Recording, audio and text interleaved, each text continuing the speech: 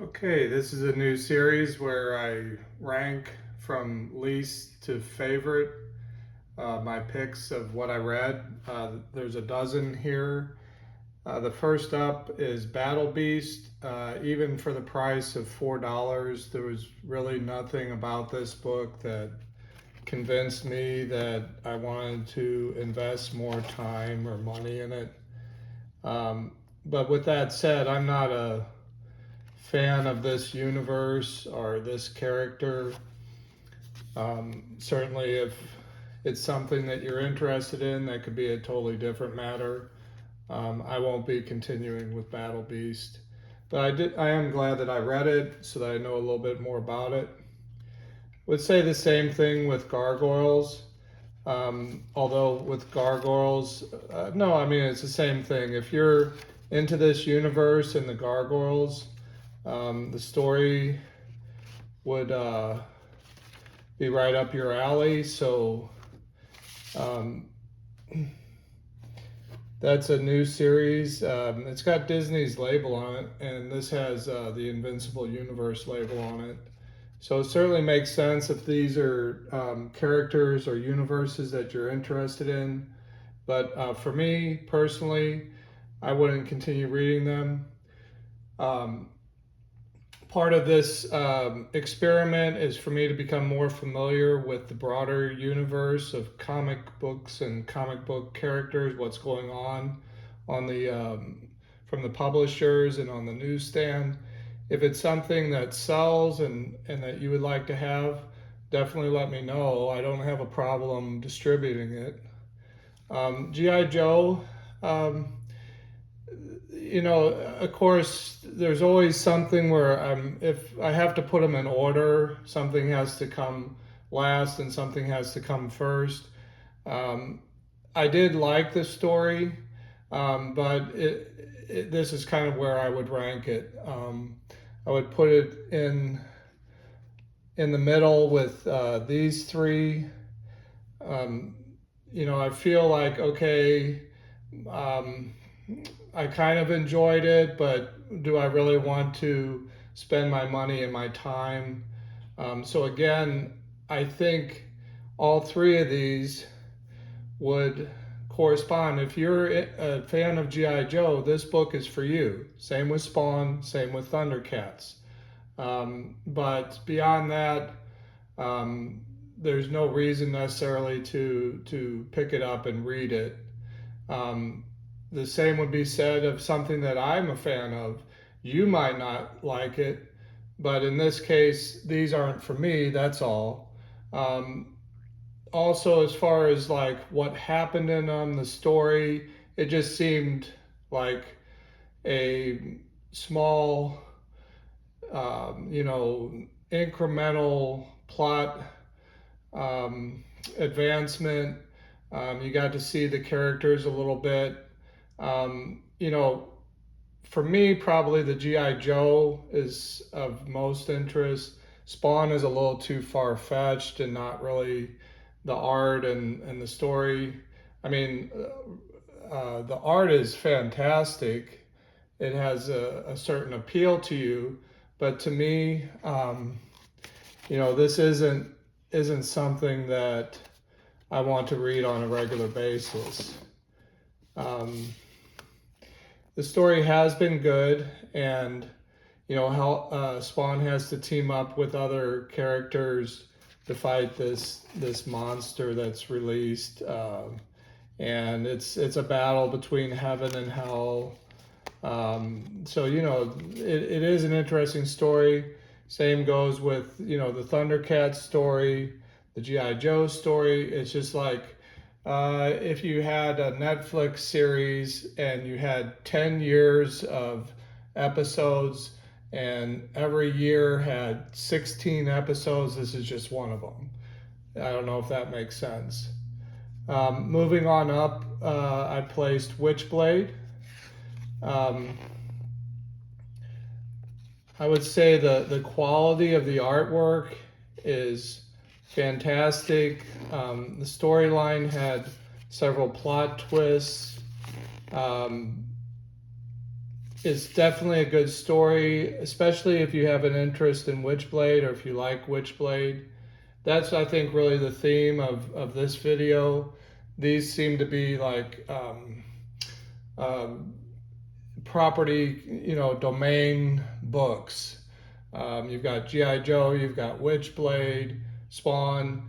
If that character um, and its world or what you're into, it's definitely a good book for you, but I don't think it has broader appeal past that. And I don't know that it's also all of these are stories that you can't just necessarily, I mean, you can start to pick up, but they're like in the middle of a much bigger story. Um, so I wouldn't necessarily recommend them as a jumping on point. I placed World's Finest. Um, the art is beautiful. The story is interesting. It's from Mark Waid, so I'm not surprised. And it had a lot of tie-ins to the broader DC universe that made sense. But again, if your cup of tea is G.I. Joe, if that's the world that you prefer over the superhero world, then that would make a difference for you. Superman Unlimited continues to deliver. This is Dan Slott's first time on Superman. This was a really good story. The title was Good Boy. I thought it was well written. The theme of man's best friend comes through, and the artwork was really good. There were lots of characters, lots of plot development. I felt like I got my money's worth out of this book, and I'm going to continue reading that every chance I get. Now, I placed Absolute Flash here. I think this is kind of a close tie to me. The story development has been slow, but it's of seminal. A little, it's kind of because it's a new character, new world, kind of like an Elseworlds Flash, and so it has a little bit more importance in that sense. If you were to miss it, then you could catch this in a trade paperback. But good story. The story has been good. I don't know that you can just jump on in the middle with issue 5. You really need to start with issue number 1 and read through when it comes to Absolute Flash. And that is still the case with issue 5. Whereas you could probably jump in to Absolute Batman with issue 8, for example, but really with the Absolute series, you're best served if you start off with the very first issues. And if you miss those at the newsstand, try picking them up as trade paperbacks or second printings, whatever you can find. Nightwing, I would kind of place these 3. Again, it's kind of is this one necessarily better than that one? Okay, not sure. But for me, these were towards the top. These are titles that I plan to continue to read. And The Last Dog of Krypton has been very good. This story was excellent. We had a kind of a twist from the first issue where we see now Lex Luthor and how he treats his dog and his story as a boy.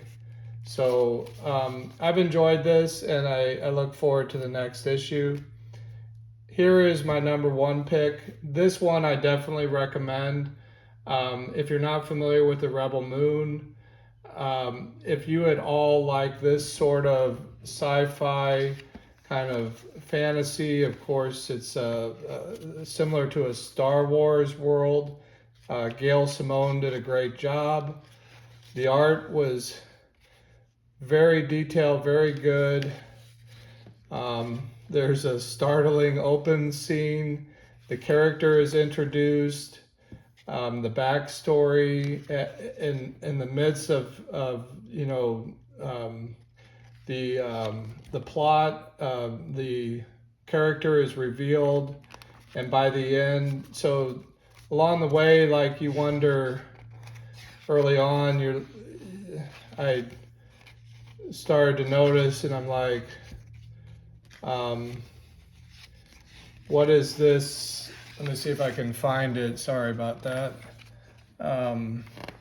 What's this 16? You know, what's that? You know, am I missing something? What, I don't understand. Why is the number 16 there? And a little bit later I see 15.